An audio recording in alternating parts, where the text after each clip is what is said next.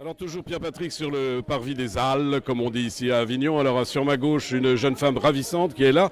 Et je viens d'apprendre qu'elle était responsable pour le comité En Marche pour le département, tout simplement de cette grande opération qu'on appelle En Marche pour l'Europe.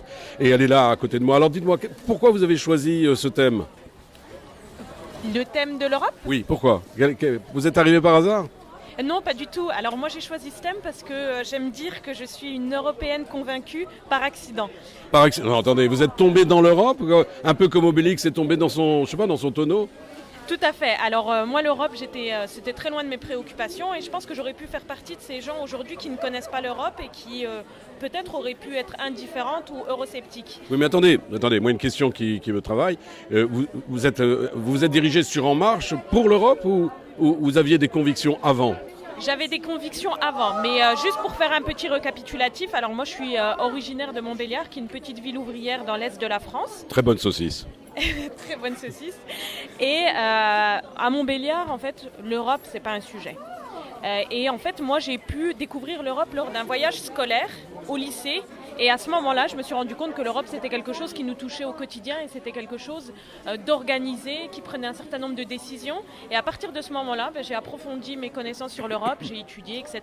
Oui. Et aujourd'hui, j'en arrive au constat que l'Europe, c'est quelque chose qui est nécessaire.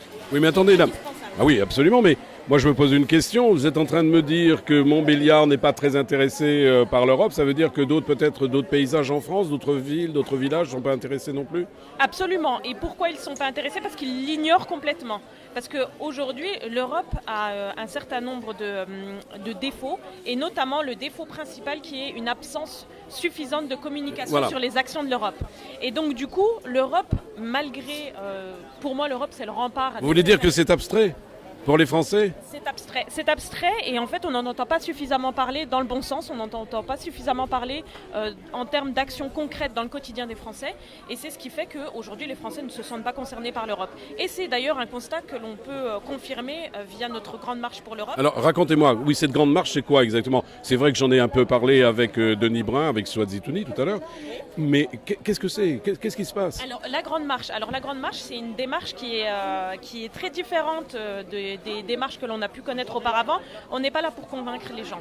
On est simplement là pour écouter les gens sur l'Europe. Pour faire remonter les informations, c'est ça ? Absolument. Et donc on a un certain nombre de questions que l'on pose aux citoyens que l'on rencontre, et on leur pose des questions sur qu'est-ce qu'ils pensent de l'Europe, qu'est-ce qui ne fonctionne pas, etc. Voilà, vous ne donnez pas de jugement, vous ne portez aucun jugement. Surtout pas. C'est vraiment la démarche inverse que l'on souhaite adopter. C'est que l'on souhaite écouter les Français pour pouvoir retranscrire leurs souhaits et leur vision de l'Europe sans justement la trahir. Oui, mais alors c'est une initiative qui est, qui est locale ou c'est une initiative nationale ?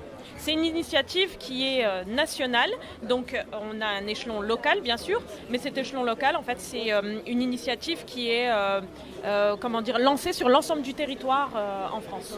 Tous ensemble, en même temps, hein ? Tous ensemble en même temps. Et ça dure combien de temps ? 5 semaines. D'accord, 5 semaines, donc ça va bientôt terminer. Ça termine, normalement on devrait terminer le 13 mai. Le 13 mai, bon, vous avez déjà des remontées, vous avez des choses ?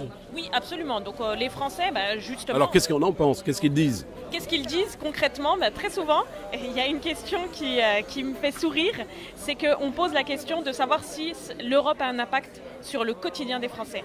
Et dans la majorité des cas, on a une réponse qui est non. D'accord. Alors donc là maintenant, vous avez une grande ambition, c'est de réussir l'Europe, j'imagine, avec le président Macron. Absolument. Alors ce que l'on souhaite faire dans un premier temps, c'est vraiment par étapes. La première étape, c'est d'aller écouter les citoyens. La deuxième étape, c'est de remonter ces informations. La troisième étape, c'est à travers ces informations, de pouvoir construire un programme qui sera une réponse aux préoccupations des Français. Et vous pensez que ça va agir, franchement ? Oui, je le pense sincèrement. Parce que pour la première fois, on a un président qui a construit un programme et qui a été élu sur la question de l'Europe. Est-ce que vous savez si, par exemple, cette opération se déroule également dans d'autres territoires ? Je ne sais pas, en Allemagne, en Pologne En Allemagne, en Pologne, je ne sais pas. Enfin, dans d'autres pays européens, voilà, c'est ça ma question. Dans d'autres pays européens, ce que l'on a lancé aussi, c'est les consultations citoyennes qui permettent, à travers un site internet, de pouvoir recueillir également l'avis d'autres citoyens à travers les différents pays. Oui, parce que bon, la France c'est bien, mais la France toute seule, dans l'Europe, c'est pas possible. La France toute seule dans l'Europe, c'est pas possible, et c'est pour cette raison que l'on a un président qui se tourne vers les autres pays européens, qui est moteur et qui propose un certain nombre d'initiatives. On a pu le voir à travers les sujets comme par exemple la directive des travailleurs détachés. Donc tous ces sujets-là, le président français est moteur, mais n'agit pas seul. D'accord, vous avez un appel à faire ? Écoutez, moi l'appel que j'ai à faire, c'est que c'est l'occasion, via la Grande Marche, de pouvoir s'exprimer, de pouvoir donner son avis, quel qu'il soit, sur l'Europe. Alors là, je vois, il y a des feuilles, et comment ça fonctionne ? Les gens viennent vous voir, vous les interpellez, comment ça fonctionne ? Nous, ce que l'on fait, c'est que on va interpeller les différentes personnes et puis on leur demande s'ils peuvent nous accorder du temps, et s'ils sont enclins à discuter, à ce moment-là, on partage avec eux et on les écoute sur leurs préoccupations. Voilà, vous avez tous compris, c'est un appel pour que l'Europe soit unie, évidemment. Alors moi, je n'ai pas d'opinion à donner pour Friendly Radio, en tous les cas, c'était ce matin, ici sur le parvis des Halles, je répète encore à Avignon. Je vous embrasse, je vous aime, Pierre-Patrick pour Friendly Radio. À très bientôt. Au revoir.